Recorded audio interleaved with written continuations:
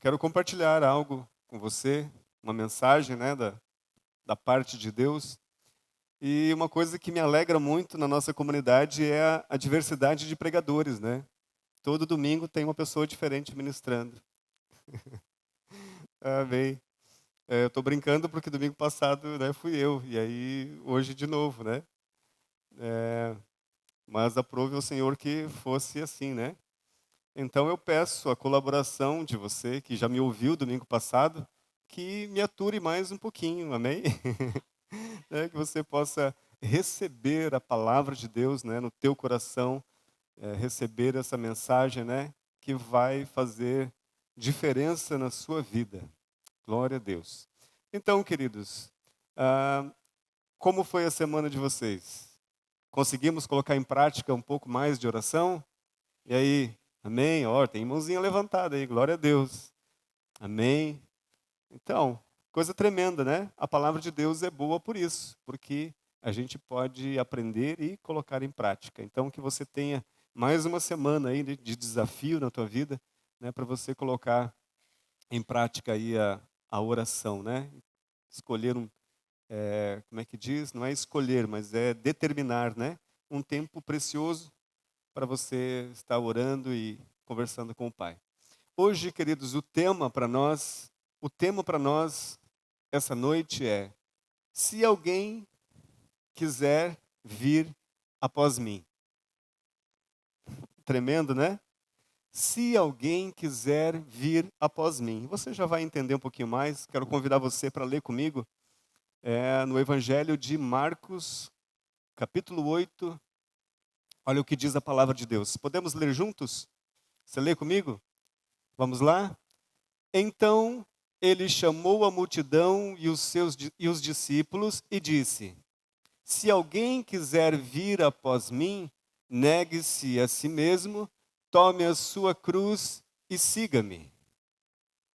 Pois quem quiser salvar a sua vida, a perderá.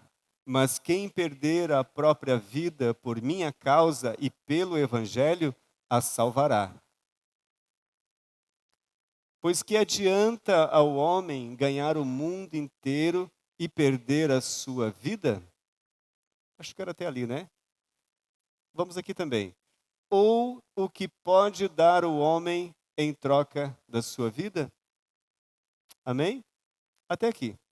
Então, esse é o texto base, né? Que para a mensagem para os nossos corações na noite de hoje. E eu quero abrir essa mensagem dizendo o seguinte: Jesus nos chama para segui-lo. Amém? Jesus chama você, chama a mim para segui-lo. Seu desejo é que o façamos. Esse é o desejo de Deus, que você siga Ele. Nós podemos fazer a escolha por caminhar com Ele ou não. Temos o livre-arbítrio. Adão teve lá no jardim no Éden, ele teve livre-arbítrio para escolher o que fazer. Jesus, enquanto veio, né, como homem, ele também teve o livre-arbítrio e ele decidiu negar a si mesmo e seguir a vontade do Pai para a sua vida. E ele nos convida para que eu e você, como discípulos de Jesus também, possamos fazer a escolha correta, negar a nós mesmos, tomar a nossa cruz e segui-lo. É necessário, no entanto, né, ele nos alerta para algumas implicações de tal decisão. É necessário negar a si mesmo, tomar a sua cruz e só então segui-lo. Vamos adiante? Então, o primeiro ponto de reflexão para as nossas vidas na noite de hoje é: se alguém quiser. Eu estou fazendo tudo parecidinho, né? Se alguém quiser, né, me seguir, né, se alguém quiser vir após mim. E aqui então eu vou continuar com a mesma frase: se alguém quiser. Isso chama a nossa atenção para um convite de Jesus que é para todos. E aí olha só o que diz então o começo, né, o começo do capítulo 8, ali o 34, né? Ele diz assim: Então ele chamou a multidão e os seus discípulos e disse. Ele chamou a multidão e os discípulos e disse: Se alguém quiser vir após mim, negue-se a si mesmo, tome a sua cruz e siga-me. Se alguém quiser. Amém? Se alguém quiser. Então aqui faz menção a uma decisão pessoal. Jesus, né, o amado Pai, Jesus, o Espírito Santo, ele não nos empurra a fazer nada, nada que a gente não decida fazer. O Senhor, ele não nos fez robôs, né? Quando nós recebemos a ação salvadora de Cristo Jesus em nossas vidas, mas juntamente com isso nós temos ainda o nosso livre-arbítrio. Eu e você sempre podemos fazer a escolha. O chamado de Jesus está aqui. Ele fala à multidão. Aí a gente pode dizer o seguinte, aqui diz que ele falou para a multidão, ele chamou a atenção da multidão e dos seus discípulos e disse, se alguém quiser vir após mim. Então, o interessante aqui é que ele fala para todos nós, não é verdade? Quem é a multidão? A multidão, na multidão está contida todas as pessoas. Então, como naqueles dias, com certeza naquela multidão tinha pessoas que eram donos dos seus próprios negócios, talvez tinha ali médicos, talvez tinha ali engenheiros, doutores, tinha funcionários, patrões, gente grande, gente pequena, ricos, pobres, é a multidão. Então entendemos que Jesus chama a todos para segui-lo. Não é uma exclusividade de um número de pessoas, de um grupo seleto de pessoas, mas ele chama a todos nós. Amém? Eu e você somos chamados. Os grandes, os pequenos, as pessoas influentes, as pessoas de menos influência, a todos nós podemos seguir a Cristo Jesus. E aí ele chama a atenção também para os discípulos. Então, quem são os discípulos? Nós podemos também generalizar e dizer, eu sou um discípulo de Jesus. Mas podemos também restringir um pouquinho. Né? Olha, quem é um discípulo de Jesus? É aquele que decide segui-lo. É aquele que decide abandonar a si mesmo, negar a si mesmo e seguir a Jesus. Ele chama a atenção e ele faz um chamado e nós respondemos através do livre-arbítrio. Ele faz a chamada para a multidão, contemplando todas as pessoas. Ele faz o chamado para você que de repente tem um chamado específico para servir no ministério. O interessante aqui, e eu não vou me deter muito nesse ponto, que eu quero falar um pouquinho mais, investir um pouquinho mais de tempo no ponto 2. Mas o interessante aqui é que ele não exclui ninguém. Todas as pessoas, a multidão e os seus discípulos, todos eles estavam ouvindo o chamado de Jesus. Ei, se você quiser me seguir, se você quiser vir após mim, tome a sua cruz, negue-se a si mesmo, tome a sua cruz e venha. Siga-me. Amém? Então, todos nós, diga assim, todos nós fomos chamados para seguir a Jesus. Aleluia! Glória a Deus, glória a Deus, glória a Deus.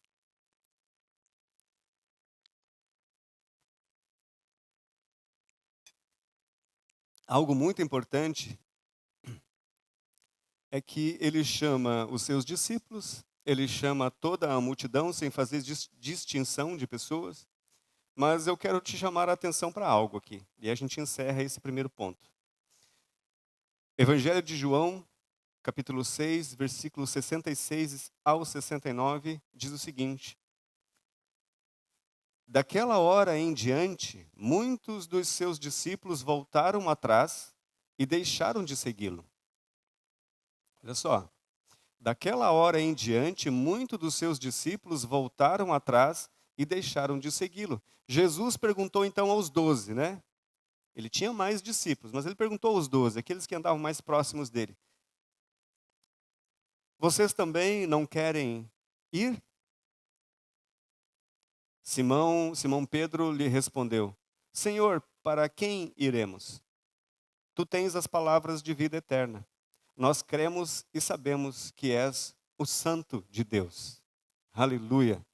Então, houve um determinado dia, lembra que nós falamos aqui, né, que Jesus falou à multidão. Ele estava dando um sermão, ensinando, ele chama a multidão, chama também os seus discípulos e ele fala algo. Numa outra oportunidade, Jesus está apertando um pouquinho mais o cerco, né? Ministrando, dando detalhes do que é seguir a Jesus, de como é a nossa, como que a nossa vida deve ser o nosso comportamento, né? Como discípulos de Jesus. Então é esta oportunidade aqui no Evangelho de João. Então um pouquinho mais acima disso que eu li, está contando a história de Jesus falando também novamente para uma multidão. E nessa multidão também já existiam muitos discípulos de Jesus, não somente os 12, mas já havia crescido as pessoas que estavam seguindo Jesus. Mas um fato curioso é que estes homens, essas pessoas, elas escutaram as palavras de Jesus, como eu e você estamos escutando essa noite, e eles acharam que era uma palavra dura. E eles então voltaram atrás e deixaram de segui-lo. Então, a reflexão para nós, para encerrar esse primeiro ponto, é: ele chama todos nós, ele chama os seus discípulos, e da nossa parte deve de existir um cuidado para que você não volte, não retroceda, não volte atrás. Não se deixe levar pelas emoções, não se deixe levar pelas circunstâncias, mas continue seguindo a Cristo, continue caminhando, continue sendo um discípulo. Amém? Segundo ponto, e aqui eu quero me deter um pouquinho mais. Vá e venda tudo o que você tem. Interessante, né? Vá e venda tudo o que você tem. Aqui nós vamos dedicar um pouquinho mais de tempo neste ponto. E eu quero ler com você Mateus 19, 21 a 23. Olha o que diz a palavra de Deus. Jesus respondeu: se você quer ser perfeito, vá, venda os seus bens e dê o dinheiro aos pobres, e terá um tesouro nos céus. Depois, venha e siga-me. Ouvindo isso, o jovem afastou-se triste, porque tinha muitas riquezas. Então Jesus disse aos seus discípulos: em verdade lhes digo que é difícil a um rico entrar no reino dos céus. Então eu chamo a tua atenção para a seguinte frase: se você quer ser perfeito, vá, venda os seus bens, dê o dinheiro aos pobres e terá um tesouro nos céus. Olha só, depois venha e siga-me. Ouvindo isso, o jovem afastou-se triste. Por que ele se afastou triste?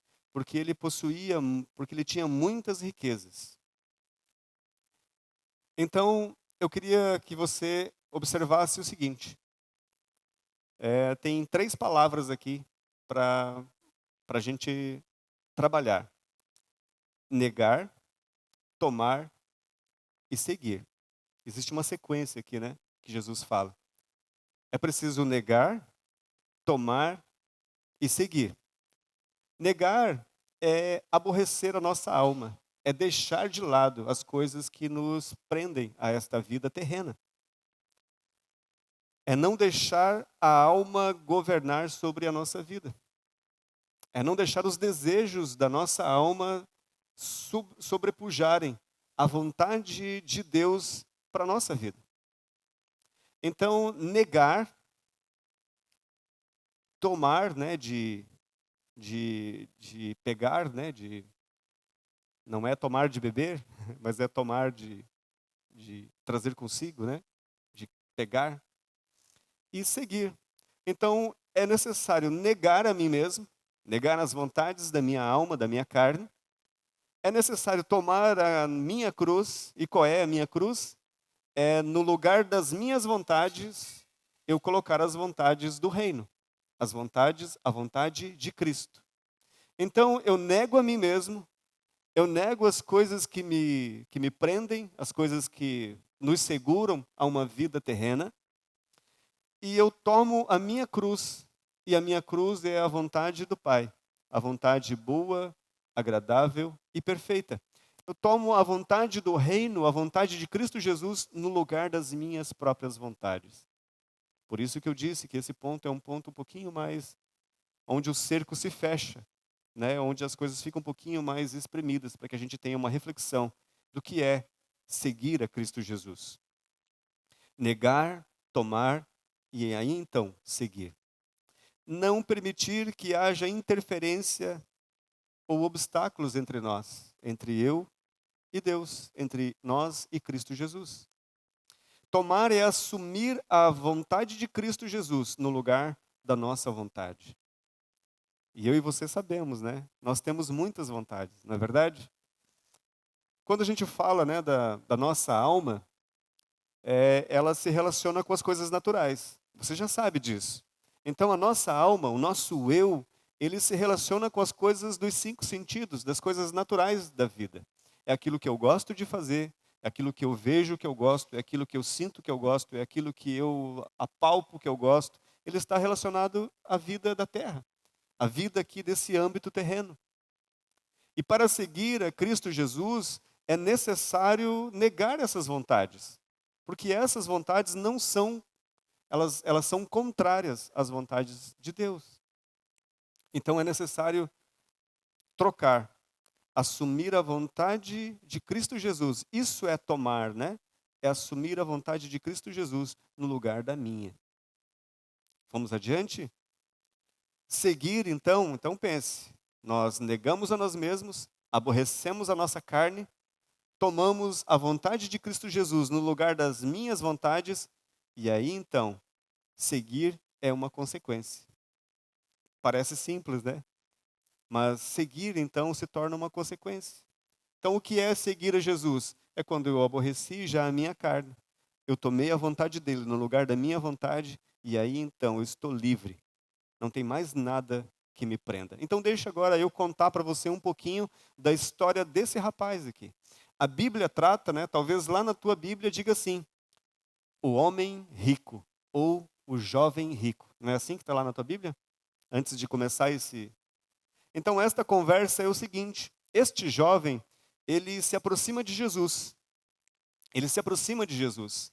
De alguma forma ele tem um entendimento de que Jesus é um homem diferente. Né?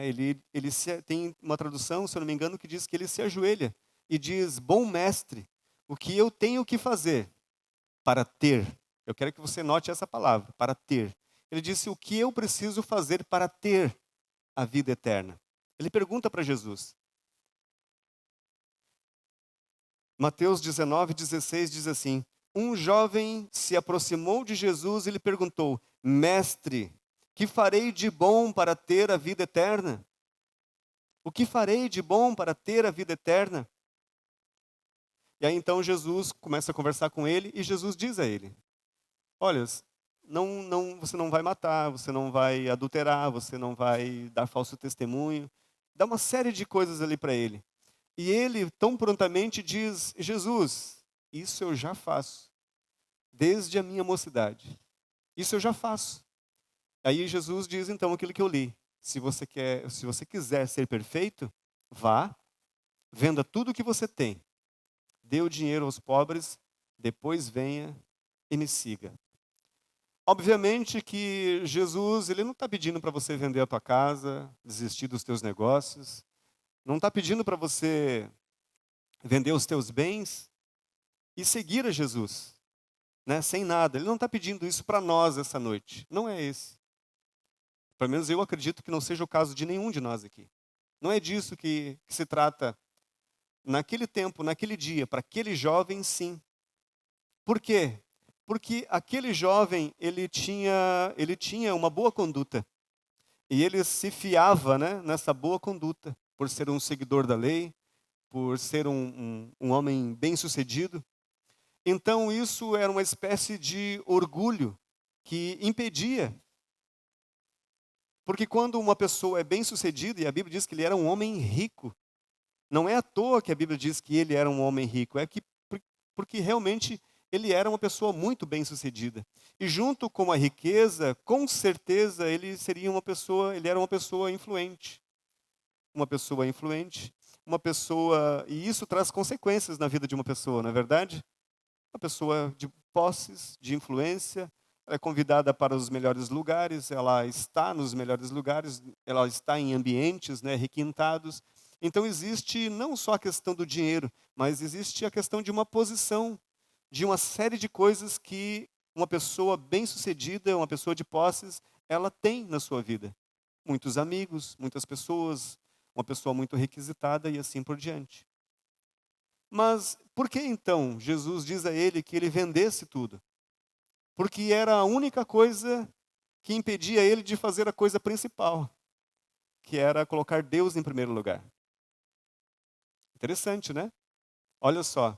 Ele chega para Jesus e ele faz uma pergunta para Jesus. Ele diz: Mestre, bom mestre, o que eu tenho que fazer? O que eu preciso fazer para ter a vida eterna? Mas ele não percebeu que diante dos seus olhos, estava a vida eterna. Amém? Ele estava cego. Ele estava cego e essa cegueira, esse tipo de cegueira é o que acontece também nos nossos dias.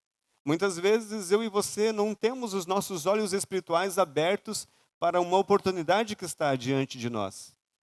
Lembre-se que o reino de Deus ele é feito de oportunidades.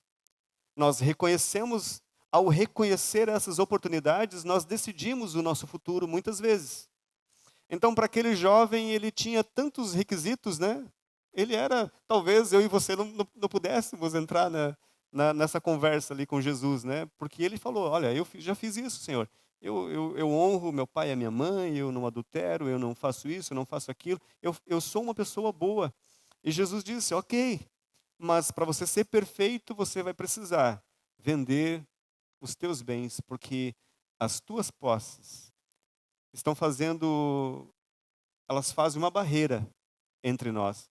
Você estará sempre tentado a voltar atrás.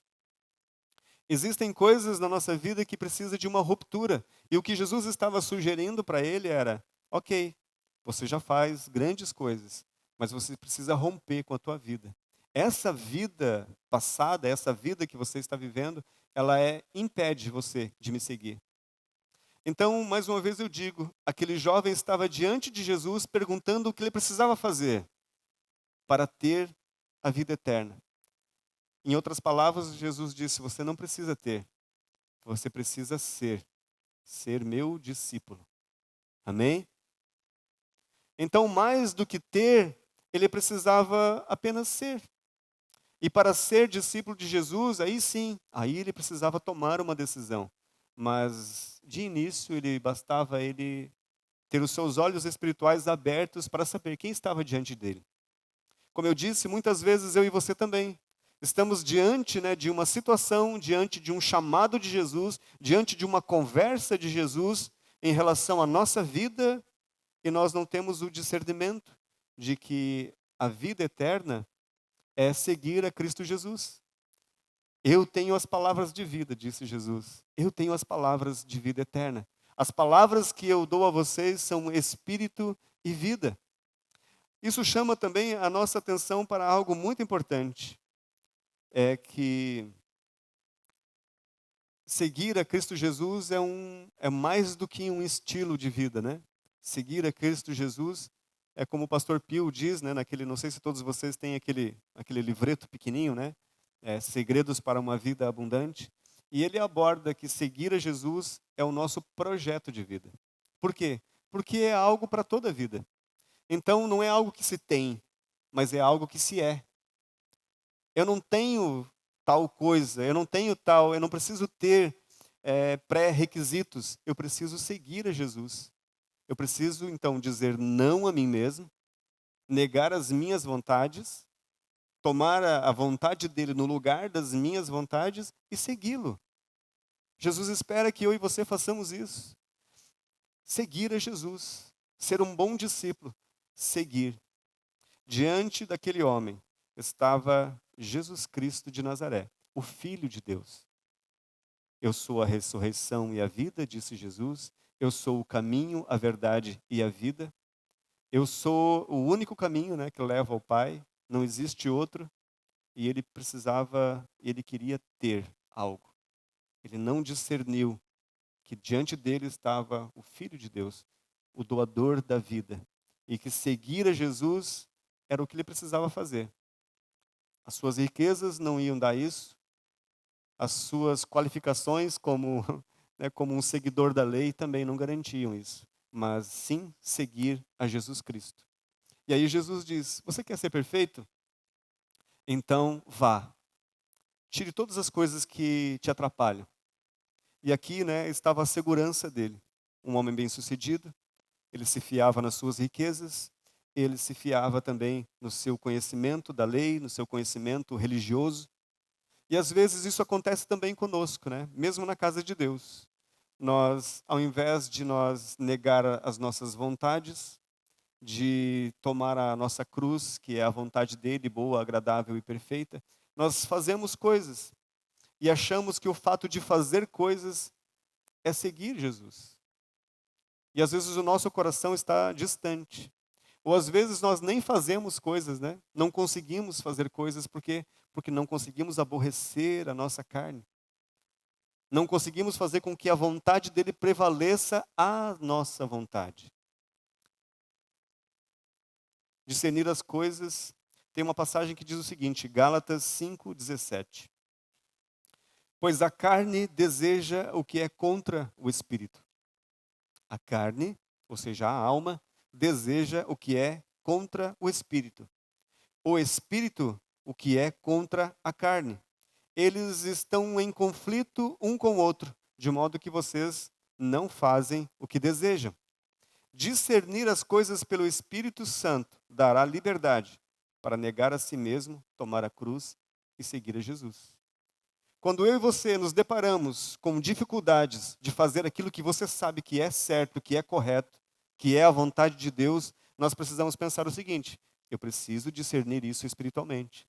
Se eu e você não tivermos um discernimento espiritual, é cansativo vir na igreja todo domingo.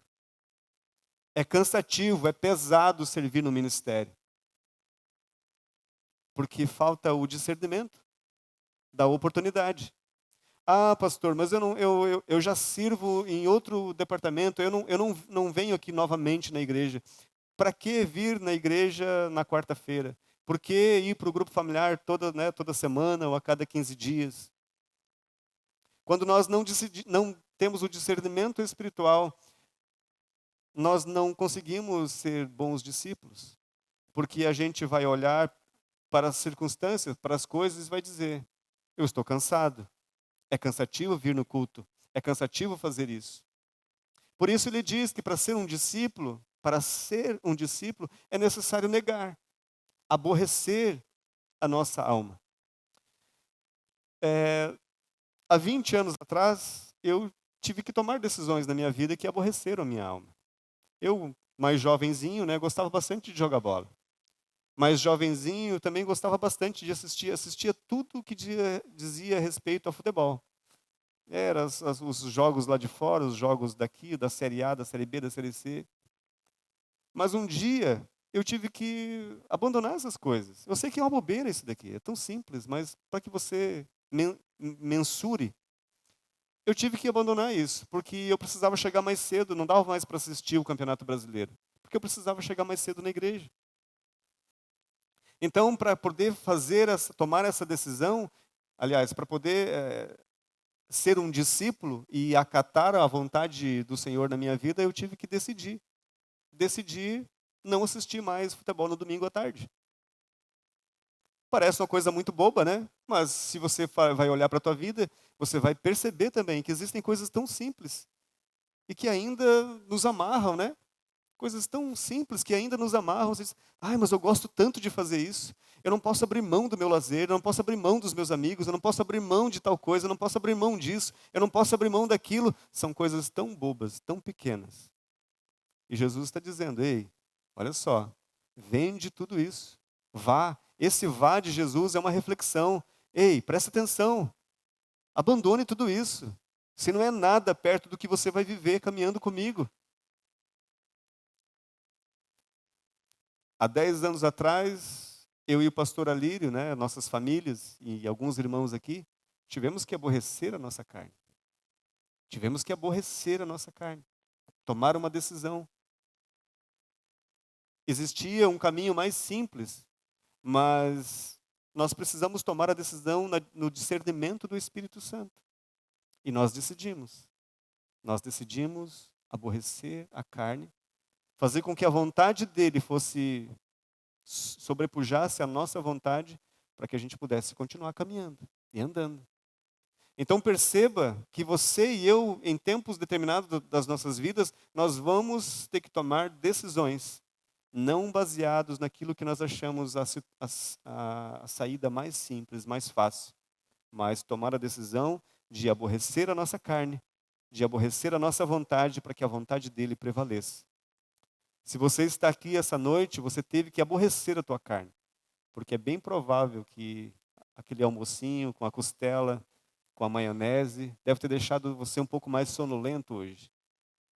E você teve que dizer, essa carne não vai me segurar em casa. Eu vou cultuar o meu Deus, eu vou celebrar o meu Deus. Esses tempos atrás, queridos, talvez, vou contar mais uma historinha. Então, há 10 anos atrás, eu tive que aborrecer a minha carne. Eu gosto de tocar. Mas eu tive que aborrecer a minha carne da seguinte forma: eu tinha que tocar todo domingo. Todo domingo. E às vezes coincidia, de ter que tocar. Como não tinha escala, eu tinha que tocar todo domingo e eu estava na escala da ministração também. Então largava o violãozinho e pegava a Bíblia, o tablet, as anotações para ministrar a palavra. Então foram alguns anos assim, até que as coisas se estabelecessem, nós tivéssemos músicos. Glória a Deus pelos nossos músicos. Amém. Aleluia. Glória a Deus pelos nossos irmãos do estacionamento. Glória a Deus pelos nossos irmãos da mídia. Glória a Deus pelos nossos apacentadores de grupos familiares. Glória a Deus pelos nossos irmãos da recepção. Aleluia. Glória a Deus pelos nossos irmãos da IBI. Glória a Deus pelos nossos irmãos da integração. Esqueci de algum? Diga aí. Homens, mulheres. Glória a Deus. Sim, falei, EBI, falei. Mas eu tive que aborrecer a minha carne, porque é cansativo. Mas nós não estamos aqui para viver eternamente aqui na terra. Nós fomos chamados para um reino eterno. E isso aqui é tão passageiro. Eu falei de coisas de 20 anos e de 10 anos. Agora, mais recentemente, há uns talvez 2, 3 anos atrás, eu tive que aborrecer minha carne novamente e desistir da música. Eu tive que desistir da música. Por quê? Porque tem outra coisa para fazer. Então, quando a gente fala em aborrecer a nossa carne, em vá e venda tudo que você tem, deixe de lado. Coloque num lugar lá que não vai te atrapalhar mais essas coisas. Porque, sabe quando nós fazemos aquela oração e dizemos assim, Pai, em nome de Jesus, nós declaramos que nós deixamos de lado as nossas vontades, para que as nossas vontades, elas não... Aquilo que não está segundo, que não está alinhado com a tua palavra e com o teu espírito, nós deixamos de lado. Então note que nem sempre é uma coisa ruim, são coisas boas. Tem coisas boas, eu amo tocar. É uma coisa boa, não é bom tocar, louvar, servir no ministério de música? Amém? É bom, mas passou o tempo. Não dá mais para fazer isso. Obviamente, que de vez em quando os irmãos deixam pegar a guitarrinha, o violãozinho, fazer, mas eu não estou mais no ministério. Imagine, você pegar todo domingo, você tem que ficar lá, domingo não, durante a semana você tem que ouvir as músicas, você tem que saber o que tu vais cantar, você tem que saber onde é que entra aquele solo, onde é que entra aquele negócio, as pausas, isso, aquilo outro. E aí você diz, não, mas eu tenho que ler a Bíblia, eu tenho que orar, eu tenho que preparar uma ministração. Então são tempos, e de tempos em tempos, eu e você temos que deixar de lado coisas boas, coisas que são boas, não é ruim, mas não faz mais parte. Para você seguir, continuar seguindo a Jesus, você precisa aborrecer. Aborrecer a carne, tomar a cruz e seguir. Eu quero encerrar dizendo o seguinte: o resultado de segui-lo. Pode anotar aí. O resultado de segui-lo. Mateus 19, 27 diz o seguinte: então Pedro lhe respondeu: nós deixamos tudo para seguir-te. Que será de nós? Jesus lhes disse: em verdade lhes digo que quando o Filho do Homem se assentar no seu glorioso trono, aleluia, na renovação de todas as coisas, vocês que me seguiram também se assentarão em 12 tronos para julgar as tribos de Israel.